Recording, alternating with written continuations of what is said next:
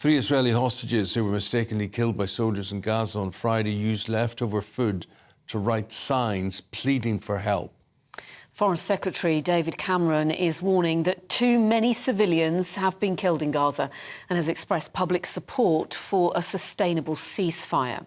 Meanwhile, the Americans are pushing Israel to move towards small-scale raids. But does the war still have support amongst Israelis? We're joined now by reporter Jotam Confino from Tel Aviv. Jotam, good morning to you. The situation and international support all seem to be changing, my friend. Absolutely, but I think there's a huge difference between what David Cameron is saying and what the United Security Council now is drafting. They're drafting another proposal for a resolution. Now, David Cameron is saying ceasefire, but Hamas has to lay down its arms. All hostages have to be released. Now, that's something that Israel could absolutely back within a second. What the United Nations Security Council is proposing is not that. It's an immediate ceasefire, but no condemnation of Hamas, no demand for Hamas to lay down its arms, but mainly just for humanitarian aid to enter Gaza and for the hostages to be released. But that's not something Israel can accept. It won't allow Hamas to stay in power in Gaza. Just let's make it clear, Jotam. Benjamin Netanyahu, where does he stand on everything? What is his stance? Well, his stance, first of all, political survival. I think that's pretty obvious at this point. But secondly, of course, he wants the removal of Hamas. He wants the release of all hostages. And then he says the day after Hamas, Gaza cannot turn into a Hamasistan or a Fatahstan. In other words, he will not allow Hamas or the Palestinian Authority to rule Gaza. Now, that's quite interesting because if you look at a recent poll from the Hebrew University in Jerusalem, he's not that far from what the Israelis are actually saying. A majority don't want Israel to annex or occupy Gaza. Only a third would like that. 22% would like moderate Arab regimes to control Gaza. Another 22% would like for international institutions. Very few people, I think only 13%, if I'm not mistaken, would like the Palestinian Authority to rule. And why am I mentioning this? It's because the entire world is calling for the Palestinian Authority to take over Gaza.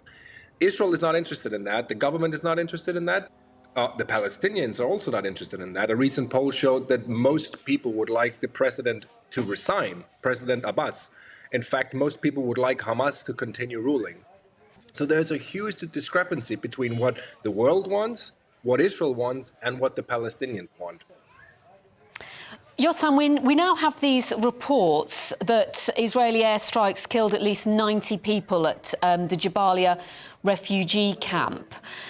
And we now understand, according to the Hamas-run health ministry, let's make that clear, but it's getting on for 20,000 civilians in Gaza now dead. And yet Israel says that it is trying to contain the number of civilian casualties. But it really can't be, can it, when the death toll is this high? It can't. It's also important to mention 20,000 Palestinians.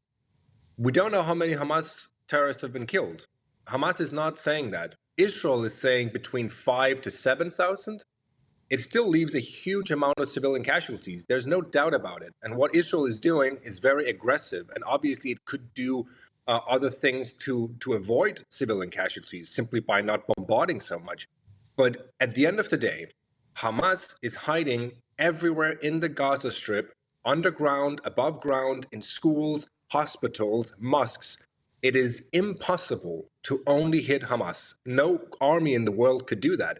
That doesn't mean that you can't criticize Israel for what it's doing. But if you expect Israel to be able to conduct a military operation inside Gaza that is only targeting Hamas, that's delusional. It's simply not possible.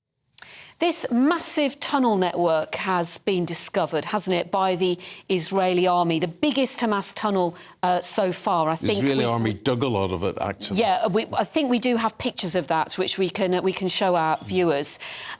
It's only 400 metres from the border crossing between northern Gaza and Israel.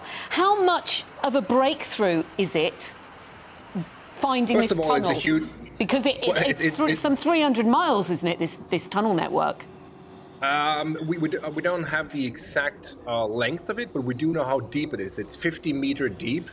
It is 400-meter from the Erez border crossing, which means it's very, very close to Israel. And as you can see in the pictures now, it is massive. It's like a metro. I would say it's, the metro that was built in Tel Aviv and Israel took 20 years. Hamas built something that's nearly as impressive in less than that, and they have far less capacity to build stuff. So I think people are shocked, really, how vast these tunnels are. You can drive a car in them. It is absolutely enormous, and it's obviously a huge undertaking, but it goes to show exactly where Hamas is spending its money. It's spending its money building these facilities, preparing for a war where it can allow itself to conduct a war and not be eradicated by Israeli military because they're so deep underground. OK.